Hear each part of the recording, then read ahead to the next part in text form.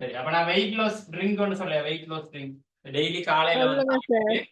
Sir daily காலையில ஒரு 2 கிழமை சொல்லுங்க சார். குடிச்சீங்க அப்படின்னா வெயிட் குறையிற மாதிரி சொல்லையா? சொல்லுங்க சார். சொல்லுங்க.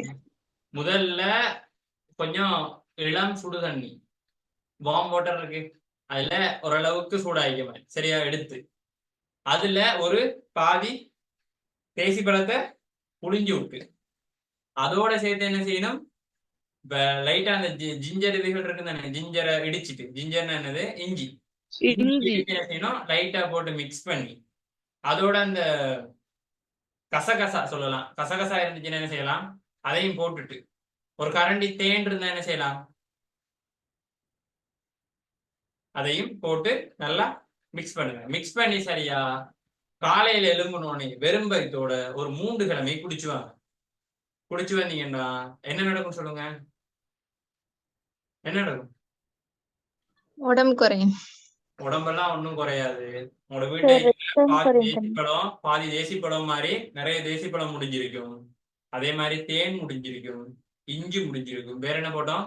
கசகசாவா? முடிஞ்சிருக்குமே தவிர வெயிட் எல்லாம் கடைசி வரைக்கும் குறையாது. சரியா? எவனாவது வீடியோட பார்த்து ஒரு கிழமையில் குறைக்க வேண்டுமா இதை குடிங்கள் அப்படின்னா தயவு செஞ்சு பாக்குறேன். அப்படி எல்லாம் குறைக்க இயலாது. அடே ஒரு தண்ணி ஒரு ஒரு ஒரு லிக்விட குடிக்கிறதால என் உடம்புல இந்த வெயிட்டும் உண்ட, அதை விட பொய் எங்க இருக்கு சொல்லுங்க. பொய் தான் விளைச்சா நம்ப கூட இதெல்லாம் சொல்ற. எல்லாரும் ரெடியா கேட்டீங்க, குறிச்சு வச்சீங்களா என்னென்ன போடணும்? அப்படியெல்லாம் இல்ல பிள்ளைகள். இப்ப நான் சொன்ன வரைக்கு தானே இதை குடிச்சா என்ன நடக்கும் சொல்லுதா? இதை குடிச்சீங்க அப்படின்னு சொன்னா உங்களுக்கு வந்து அந்த டைஜஸ்டார்னு சொல்றாங்க, சமிபாடு அடைகிறது, அது வந்து கொஞ்சம் பூஸ்ட் ஆகும் அப்படின்னு சொல்லுவாங்க. அதே மாதிரி அந்த சீரகம் தானே அது,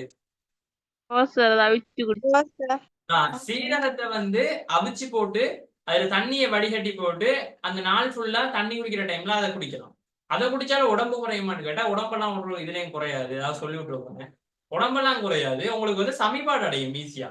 எவ்வளவுதான் இதான சாப்பாடை சாப்பிட்டீங்க, இப்ப ரொட்டியோ அது சாப்பிட்டு அது செமிபாடு அடைகிறது டைம் ஆகுமா இல்லையா?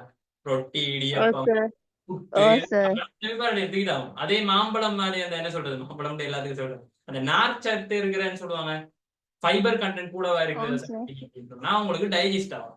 அப்போ டைஜஸ்ட் ஆகுறோம்னு என்ன அர்த்தம், உடம்புல ஒரு குறிப்பிட்ட அளவு சேர்ந்து மிச்சம் எல்லாம் டைஜஸ்ட் ஆயிருக்கு.